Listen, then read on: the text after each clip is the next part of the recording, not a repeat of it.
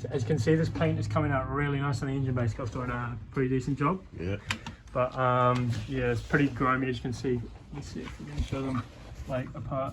So this is basically what it looks like before and then after, which is pretty cool. Not that you'll probably ever notice it when the engine's in, but at least we know it's got. Yeah, we do.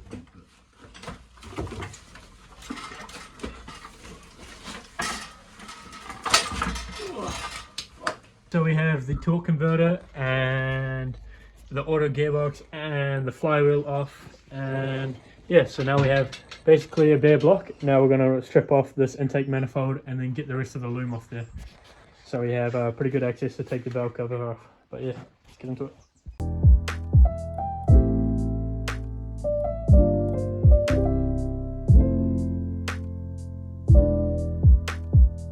Have the intake manifold off, and now it's time to take off this valve cover, and we can finally see what is wrong with this engine. So yeah, let's tear into it.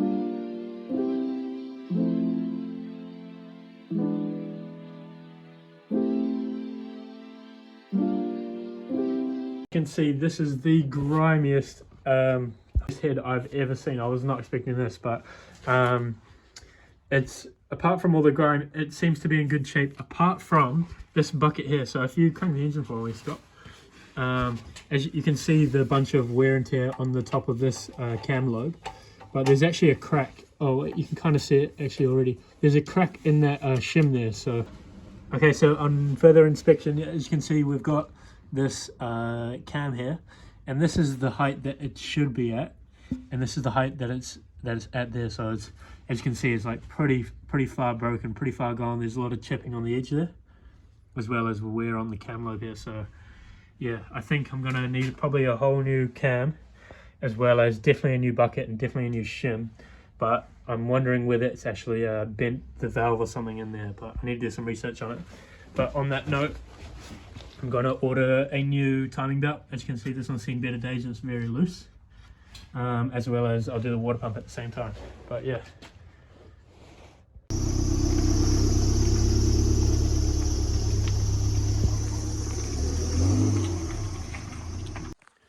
Welcome back to the garage, guys. It is a new day, and yesterday I went and picked up this 3SG head. So this is a fully complete head with the head bolts and everything like that. I also got a block and a crankshaft as well. Yeah, as you can see, these cams look alright. Now what I could do is I could just use this head, because obviously this head is really manky, but that would mean I'd have to change a head gasket and a bunch of other seals as well, which is going to be quite expensive. So what I think I'm just going to do for now is I'm just going to take the cam out of this one and the bucket and the shim that is damaged on this, and then swap them over.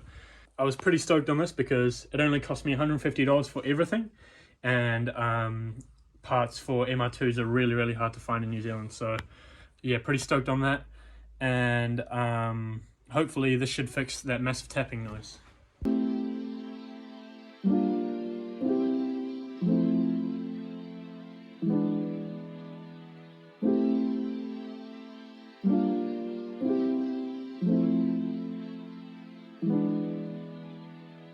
So I'm busy into trying to take this and replace this cam as well as the bucket, and I figured out you can't get to these bolts here without taking off this cover here.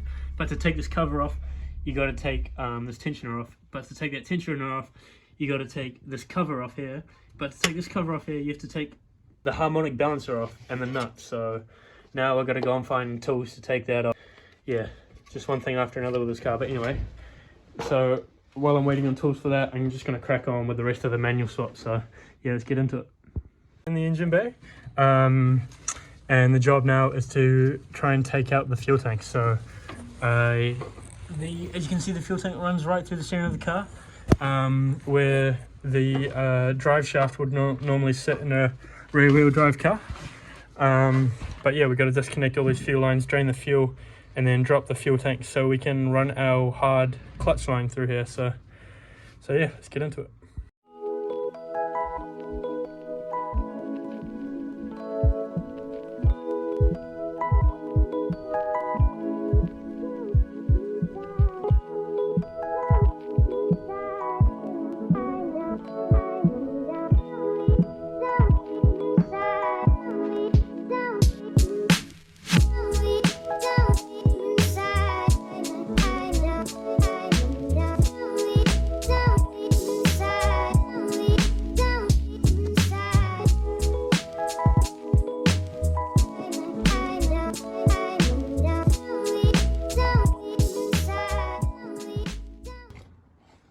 Okay, so as you can see, we've finally got the fuel tank out.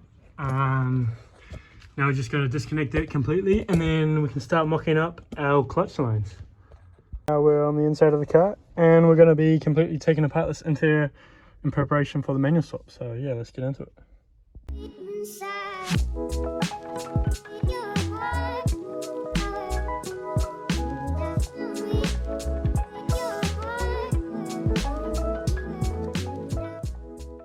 The automatic shifter here, and now we can pull the cable through what it would be our firewall, and boom, just like that.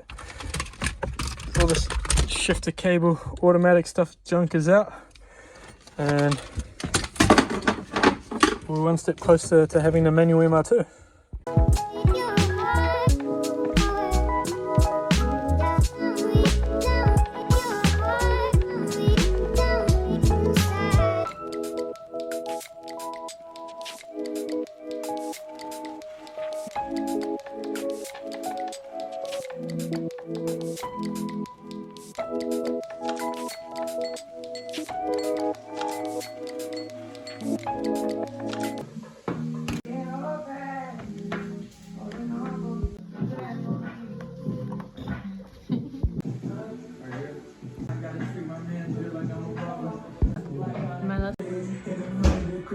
So as you can see, it is a new day. We're back inside the MR2, and we have our manual shifter here. So got this out of storage, and we got this in our manual conversion kit, and we're just going to bolt it in now. All the holes and everything line up. Cables go through the firewall, no problem. So yeah, let's get this sorted.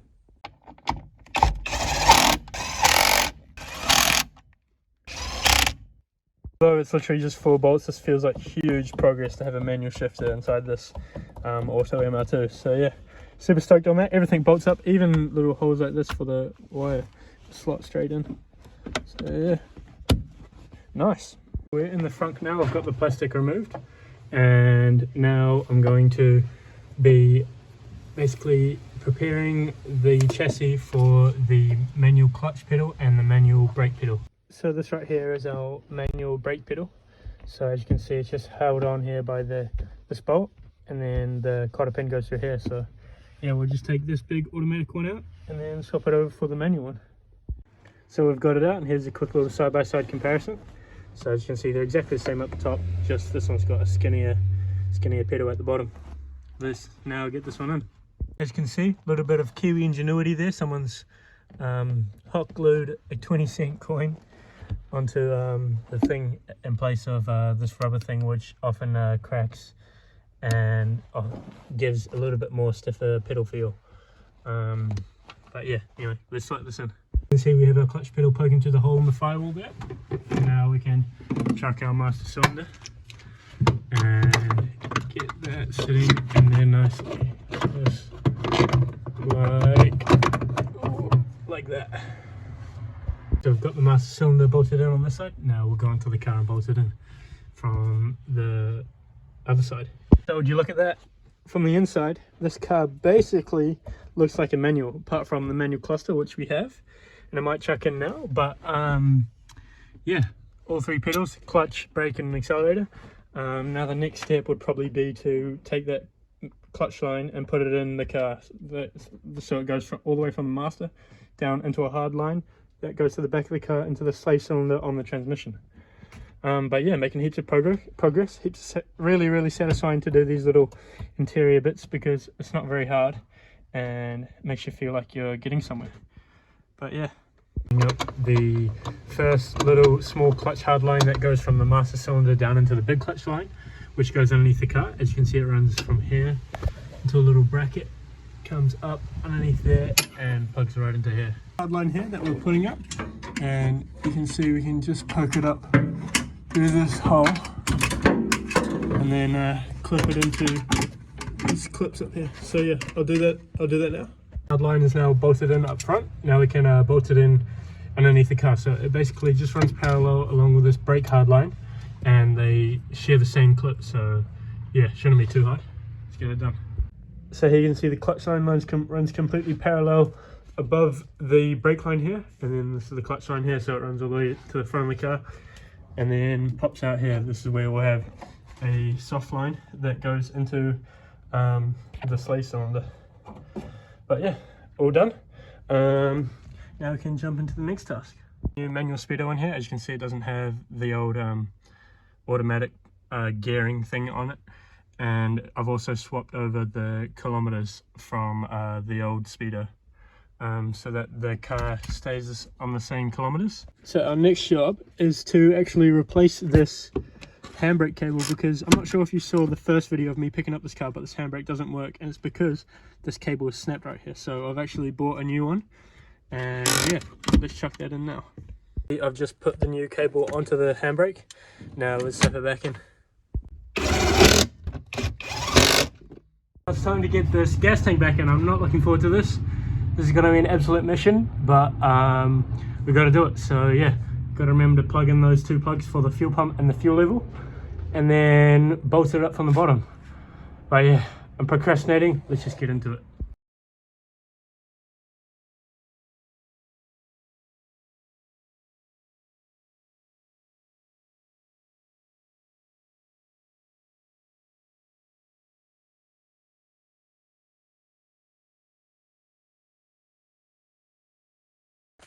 So guys, it's a new day, and as you can see by the gas tank not sitting on the floor anymore, the gas tank is actually mounted, and it was an absolute mammoth of a task. I was struggling under there for about an hour and a half, and it got pretty frustrating. It was just one bolt that just wouldn't go into the hole, but I eventually got it. And also the wires for the fuel level sender were just too short to connect under there, and I couldn't wrangle my hand up, so I ended up extending those so it would just make it easier for me to clip it in, and then I could just push the whole tank up. But yeah, she's in. Now we got to tuck everything else back up, so including the handbrake cables, everything like this, and then the whole front of the car will be done, and then it's just waiting for the engine to get back together and put in. So yeah, let's get stuck into it. Okay, so as you can see, we've got it all buttoned up down here. Yeah, wasn't too hard putting it in. It's just putting the gas tank back in was a bit of a nightmare, but got there in the end, and yeah, pretty happy with that. On to the next thing. And the new task at hand is I'm going to try and crack this harmonic balancer nut. So as you can see, I've got it a little bit rigged up here. I've got the old auto flywheel on, and with a piece of aluminium, yeah, I've got that rigged down to the floor here, so I've got a bit of tension, and then basically I'm just going to put a breaker bar on the end of this. I can't actually find it. I have a breaker bar somewhere. I can't find it though, so I'm just going to use a torque wrench. Let's see if this does the trick. If not, then I'm going to need to find another way. But yeah, let's just give this a shot. Easy as that. Got her off. Yes. Oh, thank God. I thought that was going to be really, really hard, but it wasn't too bad. Anyway, I bought this off Trade Me. This cost me about 20 bucks. Just a little kit to pull the harmonic balancer off. Yes, now I can get working on it, on the engine finally. Nice.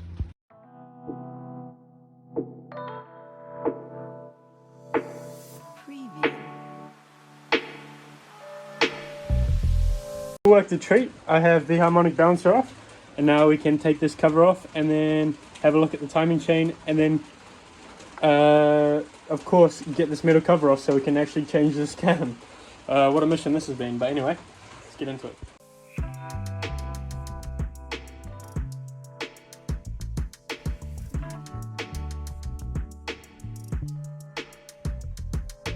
Apologies for the loud rain outside, but you can see we have the tensioner off now, and you can see how soaked in oil this whole side of the block is. So I think it might be coming from the cam seals, so I'm going to go ahead and replace those, because you can see there's some wetness around there which there shouldn't be. So we'll replace those, but now it's time to take this whole camshaft off and replace it with our spare one there.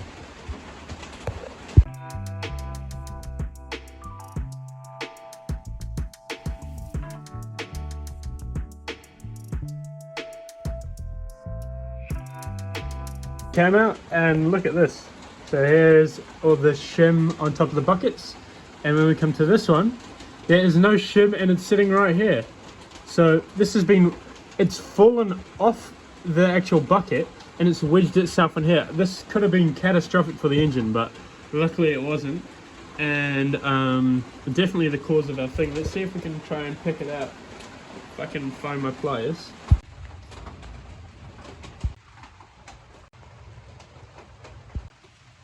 Oh, this head just keeps on getting worse and worse. You can see these in here. There's like that's metal shavings just sitting in the gunk.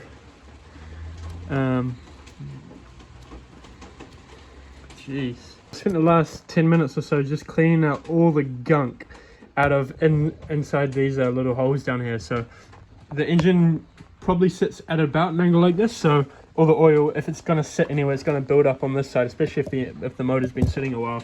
And as you can see, I've been finding metal parts of the broken bucket lying in those gaps. So this is probably the biggest piece I've found. And if this happens to find its way underneath one of the cams or in between one of the buckets or something, then it could cause like really big damage to this engine. So I'm glad I'm finding this out now. Ideally we would be swapping the heads over, but I think I'm just going to try pick out and clean out this head in these little crevices as much as possible, and then once we get the engine running again, then I think all of this oil will just clean itself over time with oil changes and daily driving it and stuff. But yeah, I'm going to finish off cleaning for a bit, and then I'm going to swap the cam over. The cam's off the replacement head, and now we're going to be putting it onto the old head, as well as the shim and bucket. So we are now in my basement. I don't think the channel has seen this before, but anyway, the other garage got so clogged up with stuff that I think it's best to do it up here anyway. We have the valve cover, intake manifolds, the timing covers, and the fuel rail and the injectors and stuff that I'm going to clean and make look pretty. But yeah, I got all my stuff here. I'm going to try to take as much oil and stuff off as possible, and then give it a quick coat of paint using paint that I already have. But yeah, let's get into it.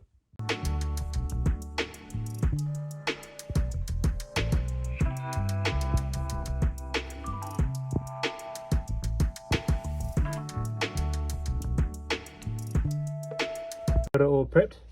All the grease and stuff is off there, and we also used a wire wheel to chip off all the old paint and stuff. So now we're going to be spraying it with a simple wrinkle red, and hopefully it'll turn out good.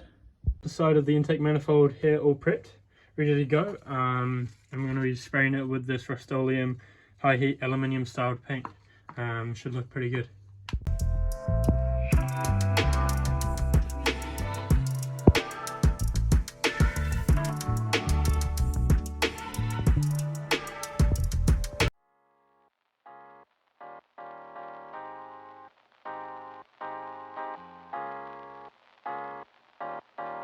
You saw we got the old water pump out. Here it is, and I scraped off all the old gasket material. And here is our new G&B water pump. So you got a brand new water pump, fresh gasket as well, and yeah, let's let this bad boy in.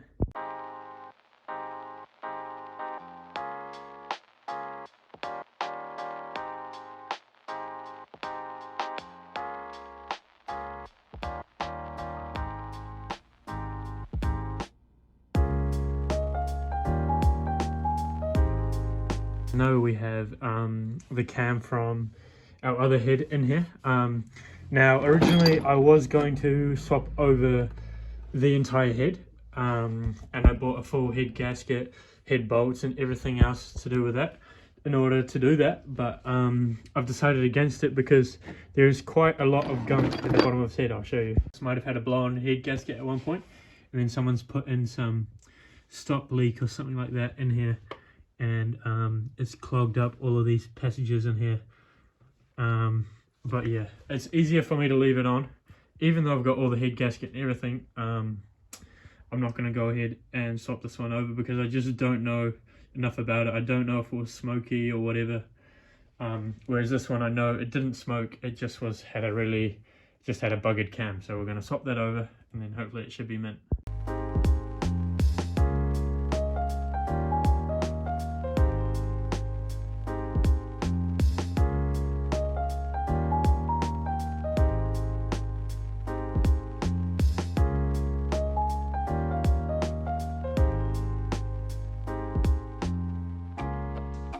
Place we have the new cam in here. all torqued down and everything. Now we have our cover back in here. Same with our new cam seals. Put some RTV in here, which is what the manual says. So yeah, now we're gonna chuck the cam gears on and then we can get to timing it all up.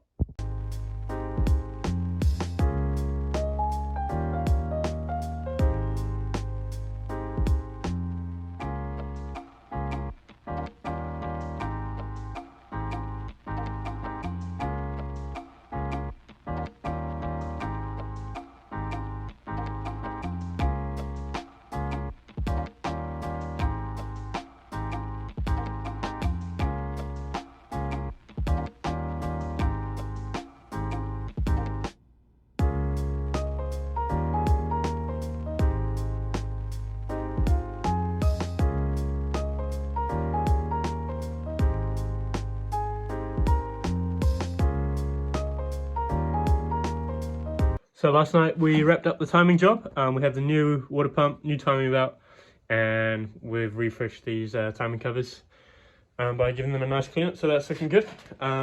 Next step is I want to try and get the clutch and flywheel and transmission bolted onto the engine. So yeah, let's get into that.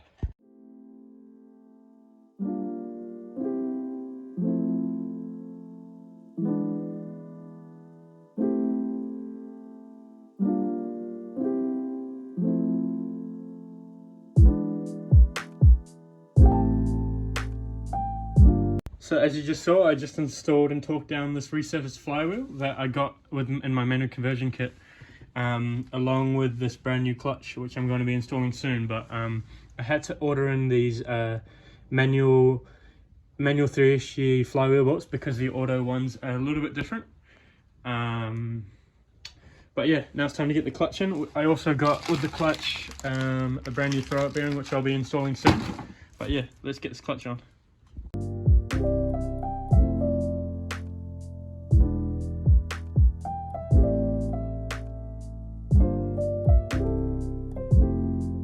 Alright, so new clutch and flywheel is all in, all torqued down. Now I can pull up in it. Beautiful. Alright, now we got to work on the trans and we're going to get that new throw-up bearing in.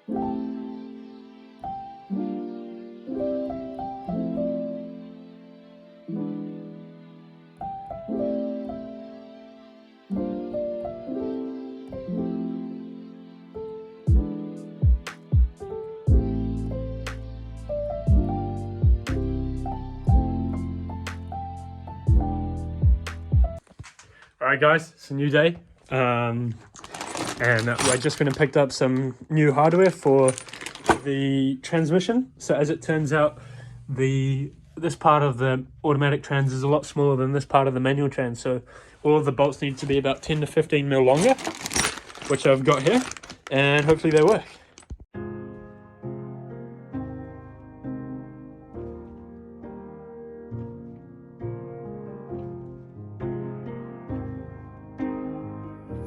Are you kidding me?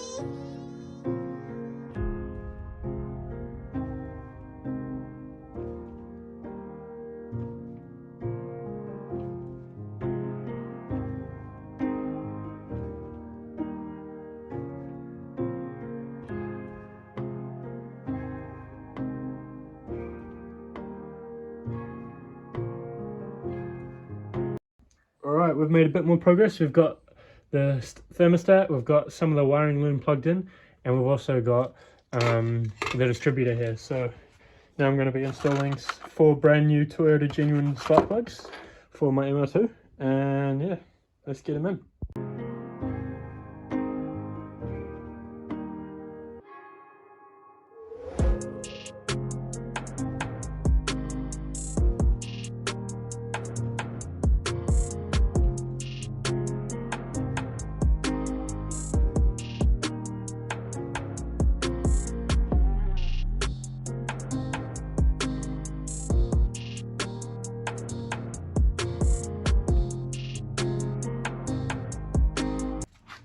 look at that. Super stoked on how this turned out.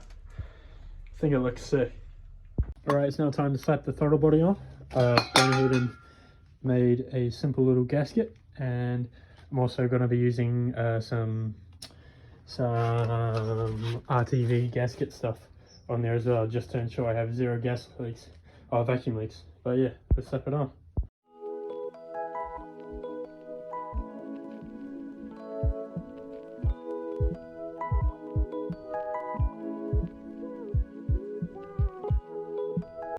Okay, so the power steering pump is on, same with the alternator belt, and the alternator has been mounted as well. I thought I'd just show this for anyone doing the manual conversion at home.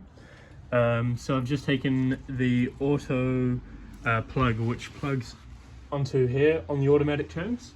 This is for the reverse light, and I've just extended it so that I've also deepened that plug.